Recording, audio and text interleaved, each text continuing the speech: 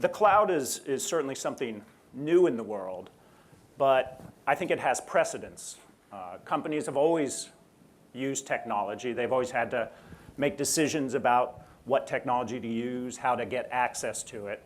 And the criteria they use in making those decisions have always been very similar, because after all, companies are looking to maximize their competitive advantage, maximize their profits, maximize their flexibility. So there are many things that don't change even as technology changes and changes dramatically.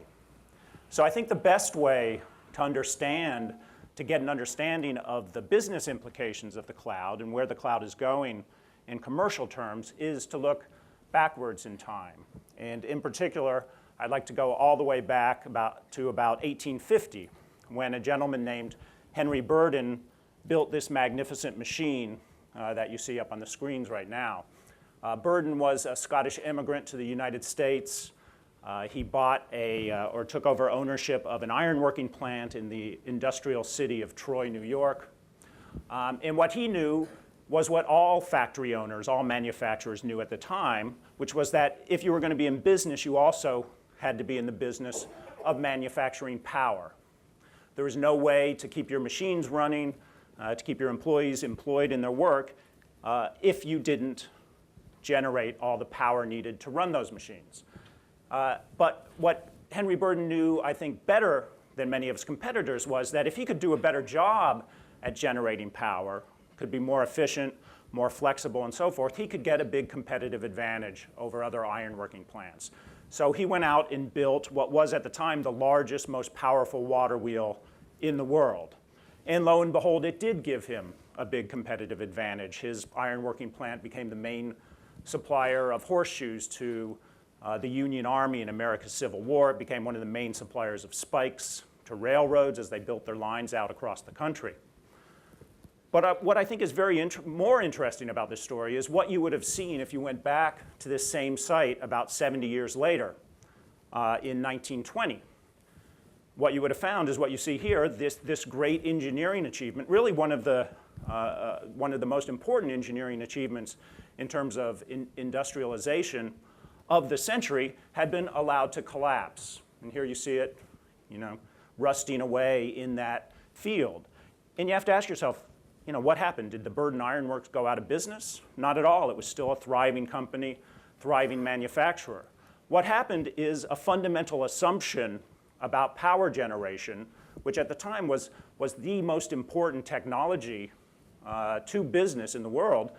A fundamental assumption had changed thanks to a brand new model of supplying power, a model pioneered by many people, but one of them was George Westinghouse, who built the first big centralized alternating current plant, which you see here, building off of Nikola Tesla's work. All of a sudden, a fundamental assumption about business that had been in place for hundreds of years, literally, that if you were going to be in business, you had to go out and buy or build your own power generating station, and you had to hire people to maintain it, and you had to sink a lot of capital into it, had gone away because we had a new, more efficient, more flexible, better model of supplying a resource that all companies relied on. And if you put yourself into the shoes of a factory owner around 1900, this shift must have felt like an incredibly radical, incredibly dangerous, incredibly risky leap forward. Because at the time, power generation, that kind of function, that kind of department, wasn't just about building a big wheel beside your factory. If you see here, this is a British manufacturing plant around 1900, made maritime products. And if you look, the whole factory, up above the machines and down to the machines, is covered in the apparatus of distributing power that was generated here from a local proprietary electric generator. So you have all these levers and pulleys and chains going all through the factory. This is kind of the ERP system of the day, the big SAP or Oracle installation that kind of took over the entire plant. And I don't mean to be funny with that analogy. It's literally very close to the truth. You had to put a whole lot of assets inside your own plant. You had to, as I said, hire a big staff to keep everything running. You had to update it. You had to troubleshoot it. You had to worry about breakdowns. And yet this was the only way, the only possible way to get this very important technology into your business until the utility system, the centralized utility system came along. And what we saw in very short order was people, factory owners, factory managers did make that leap of faith. They did abandon the old model, close down their proprietary generating plants, dismantle all that gear and apparatus. And in just the course of about 20 years, as you see here, from 1910 to 1930, we had a massive shift in the nature of the supply of power. The utility model, which in 1910, centralized utilities produced about 40% of the electricity used throughout the United States. And these are US figures, but I think it was very similar in the UK and in Europe in general. Only about 40% came from centralized utility plants, and almost all of that was from small-scale, direct current plants, type of things that Thomas Edison built, and that was used mainly to supply lighting to houses in cities and offices in cities. 60% was coming from those private generating stations, and almost all the factory power was coming from the private generating stations. Just 20 years later, utility supply was up to about 80%. Those private plants had been reduced to only 20% of the electricity produced, and that trend would continue until it was about 5% private, 95% utility, where it has stayed until today.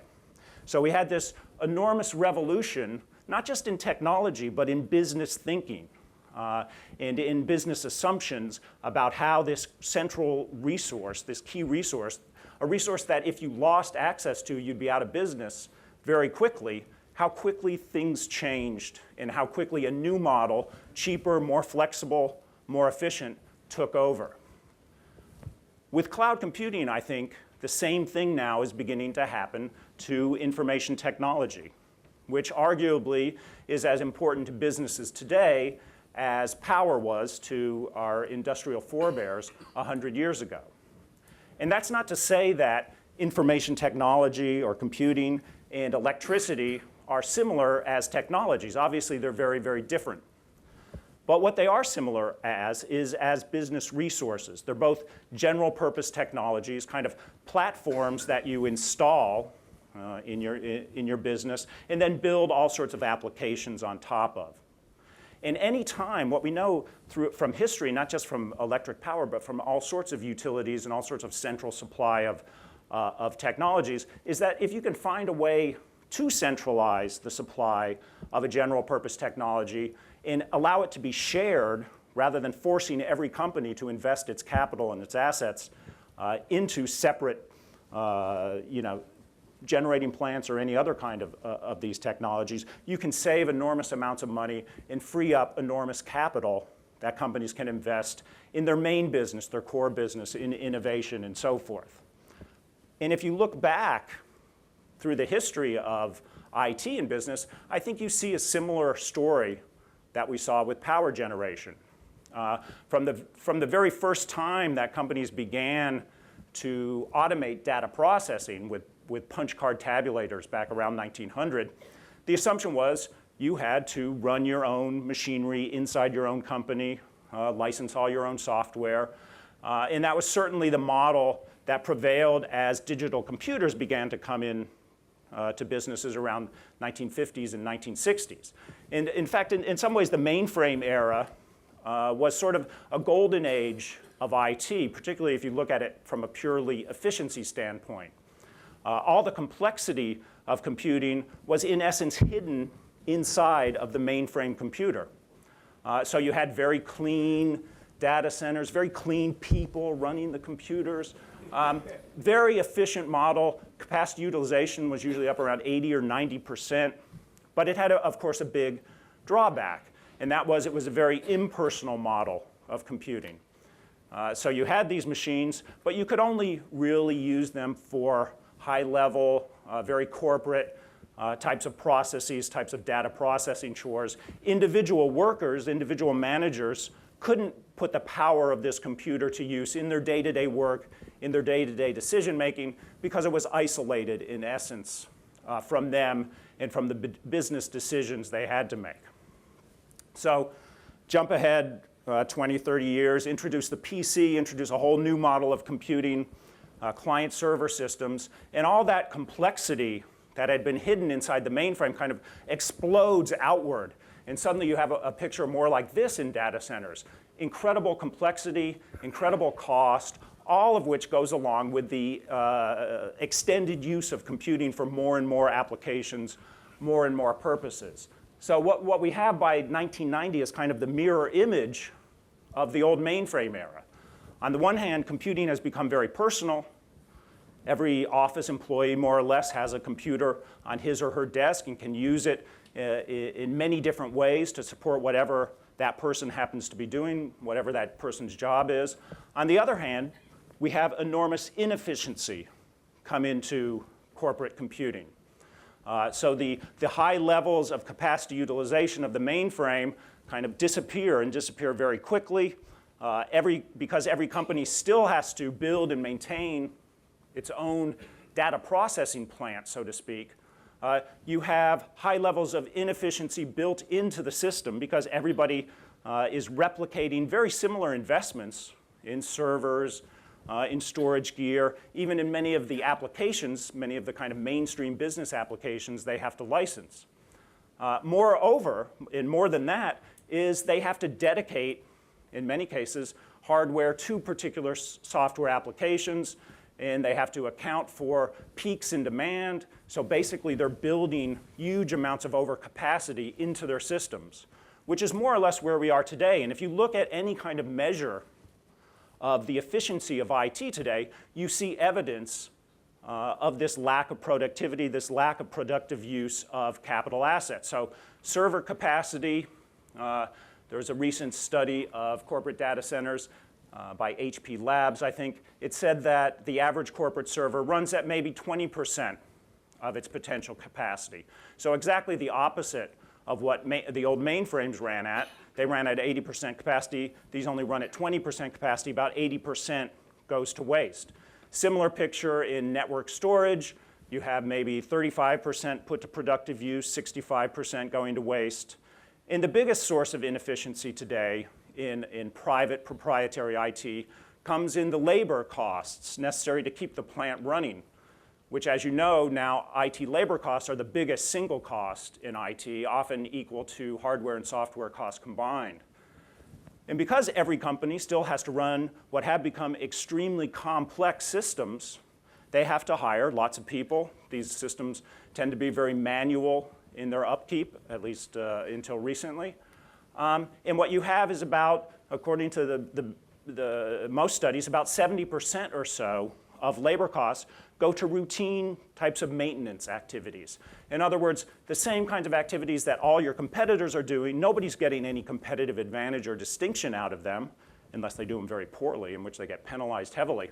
And yet, these are costs that have to be assumed by companies simply because there's been no other way but to run all this stuff yourself. I think finally now, we're coming to a new era of IT. And what it's going to do, as I said before, is begin to free up some of that capital that every company and all companies across entire economies are putting into IT. If you look above, for instance, the individual company level, you see a similar picture of, I think, wasted capital. This chart shows the percentage of the average company's capital equipment budget that goes to IT. And back in the mainframe age, the 60s and 70s, it was less than 10%. It was around 5% of your capital was going into IT. As soon as you had the introduction of the PC and the explosion of applications, that skyrocketed up to about 45, 50% by the year 2000, which last year we have hard figures on this. And on the one hand, there's nothing wrong with this. I mean, this trend testifies eloquently to the new uses and new applications of IT that have been made possible by the introduction of the PC and new models of applications. On the other hand, if you think about it, if there was a way to take what every company is investing in terms of equipment, in terms of labor, in terms of licenses, but is not differentiating themselves from their competitors, it's just a cost of doing business, and you could figure out a way to share those assets, you could drive down the total amount of capital that's locked up in IT plant and release that for much more productive uses. And that's really the promise of cloud computing, the kind of new model of computing that I think is still in its early stages, of course, but is going to take over more and more of corporate IT in the years ahead. This is a picture of one of Google's big data processing plants, big data centers, this one in Oregon. And I'm not using the picture of Google's plant to suck up to our host, but just because I particularly like this photo, it kind of shows where the term cloud computing comes from. I think that it's the steam rising off the cooling towers by the banks of the Columbia River in Oregon. But this really, whether it's Google or any other company building these huge, very sophisticated cloud computing plants, this really represents a new era in computing, a new industrialization in centralization, in a very similar way that George Westinghouse's centralized AC power production plant was. And this is going to allow IT, many forms of IT that companies use, to be supplied centrally and to be supplied in a much more efficient, much more, I think, in the end, reliable and even secure manner than we've been used to with our fragmented current model of IT supply.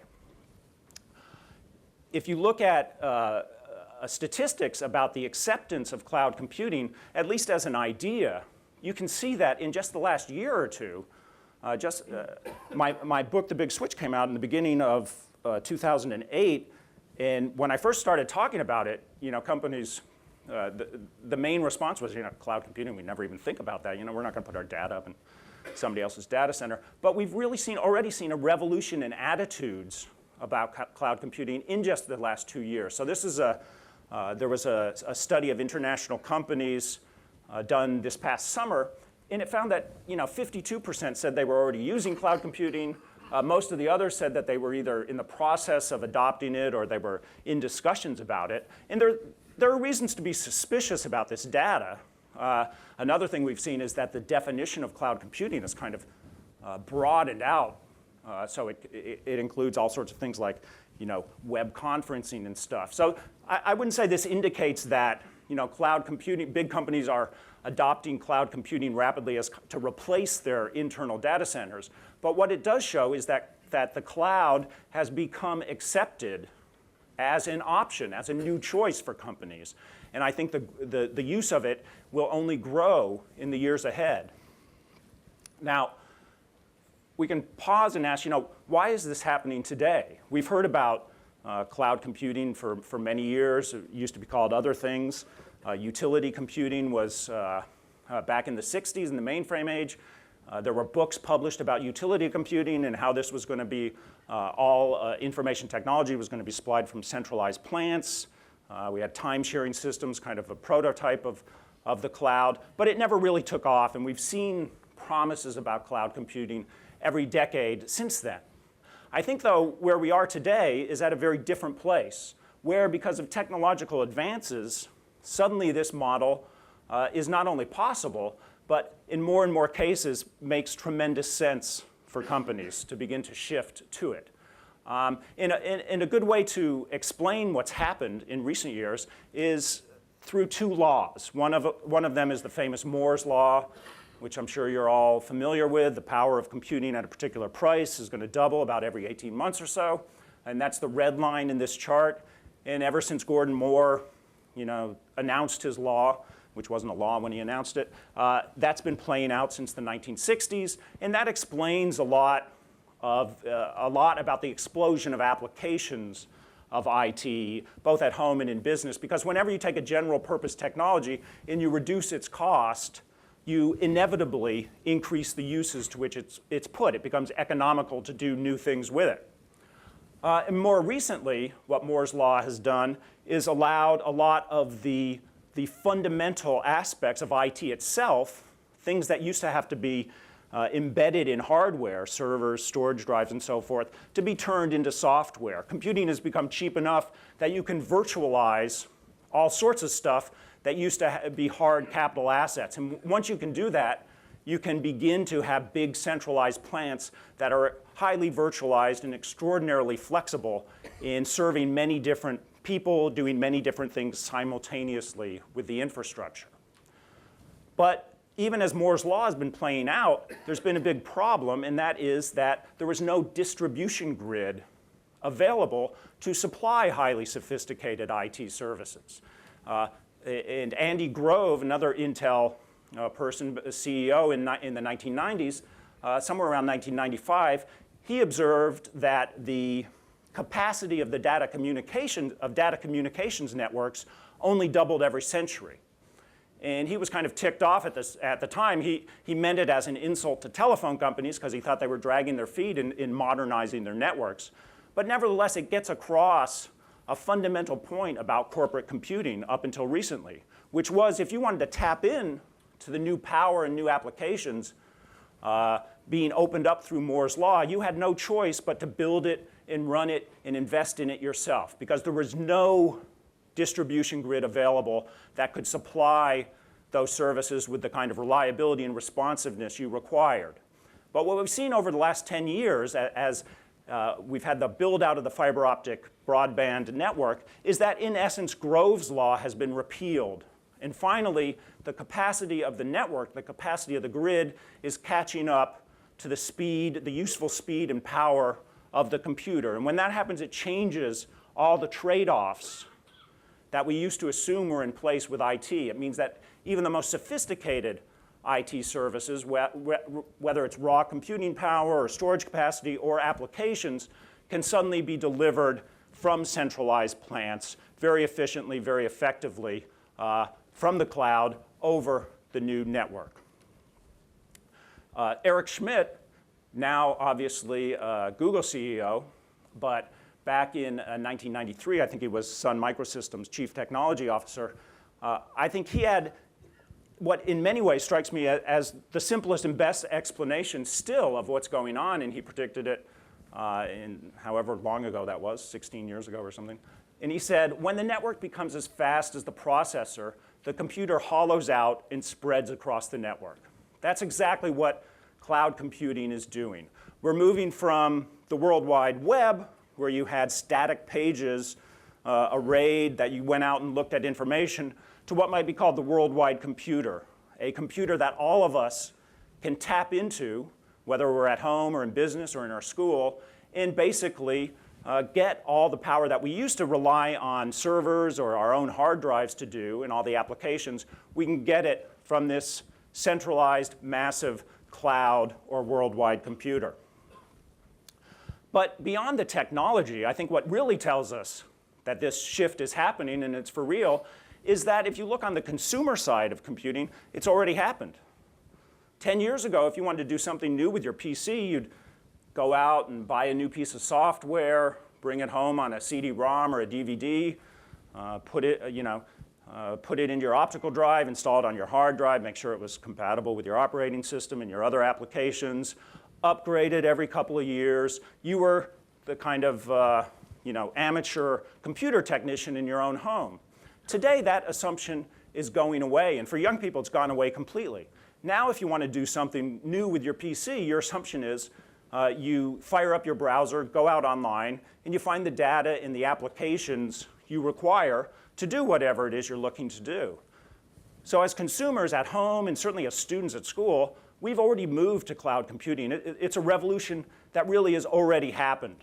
In similar ways to what happened with the PC back around 1980, consumers have made the choice about the future of computing, and now we're kind of waiting for businesses to catch up. It's businesses that are following the trend rather than leading the trend.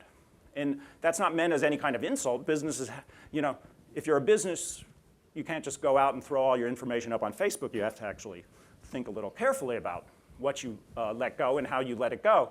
But nevertheless, businesses now are beginning to make this same shift that consumers have already made.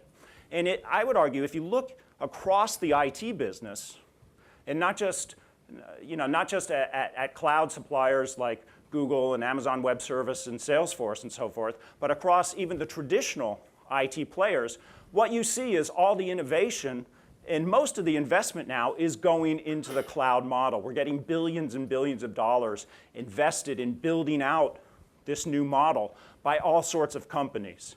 And what that tells us is that the reliability, all the things that companies have to think about, control, reliability, security, are improving and improving at a very rapid pace. And I would argue that ultimately, this centralized system is going to exceed, by quite a large margin, on all of those criteria, what companies have been used to with their private, proprietary, kind of fragmented approach to computing that's predominated in the past. We're seeing a number of different adoption models begin to emerge, particularly among larger companies. We're still, I think, in many ways in the experimentation phase when it comes to big businesses in cloud computing. One of the adoption models is using the cloud not so much as a central supplier of services, but as a model for how you build and operate your own data center. So moving to a highly virtualized new kind of infrastructure. And this is particularly attractive to some very large companies who have a lot of computing scale in their own business. In essence, they can turn their IT operation into an internal utility that runs at levels of efficiency much higher than used to be possible, or at least possible in the last 20, 30 years. The second model is cloud as supplement, which is already a very popular model. What the cloud allows you to do is if you need new IT capabilities to launch a new unit or launch a new business, the cloud makes that cheap, it makes it easy. You don't have to dump a lot of capital in. You can get in and out very, very quickly. And I think this is really a mainstream kind of model for large companies as they begin to move into the cloud. The third model is simply cloud as replacement, and that's already a model that is very attractive to smaller businesses who are happy not to have to go out and buy their own servers, set up their own data centers, hire their own staff, and so forth. And larger companies over the next 5 years, 10 years, are going to more and more take that model seriously. The cloud as a complete replacement for the internal data center. Then the last two models is cloud as democratizer. Again, every kind of revolution in IT provides more power to the individual, more computing power to the individual. So with the PC revolution, every person got a computer. With cloud computing, every person gets their own data center. And we'll see almost certainly an explosion of innovation based on that. And finally, cloud as revolution beyond the parameters of IT itself.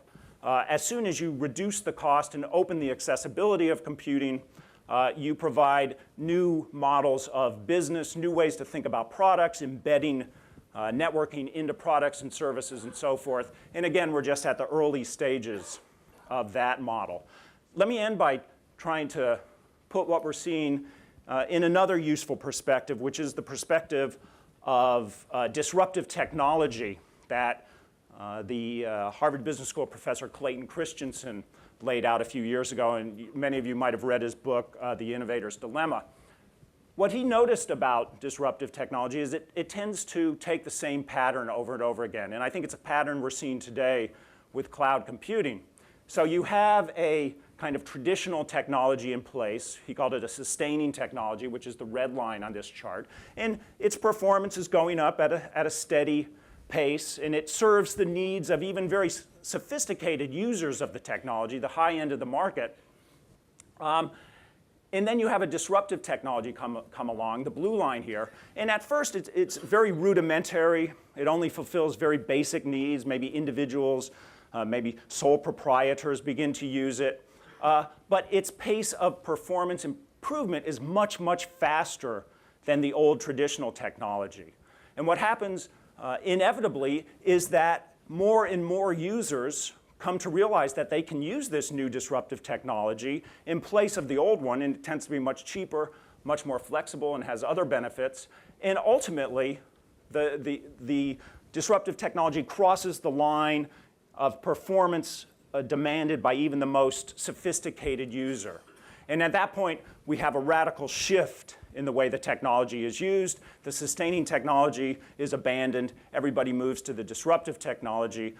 The great challenge here, and the great danger, is that if you're a company sitting on that red line, sitting on that sustaining technology line, and you look down at the disruptive technology, through this whole period, you can easily dismiss it and say, oh, that's for smaller companies or less sophisticated companies, or that's what my kids use to do this. And you can be taken by surprise. And ultimately, you become the kind of model as a company, as an organization, that is disrupted and pushed to the side by this new model, whether you're supplying the technology or using the technology. So I think the big question, the big challenge out there as we go through this fundamental change in the nature of IT that every company has to deal with, is whether you're going to be a disruptor or one of the disrupted. And I think I can tell you one thing that I'm sure you know, that playing the role of the disruptor is much more fun than playing the other role. So thank you very much. Thanks. Thank you.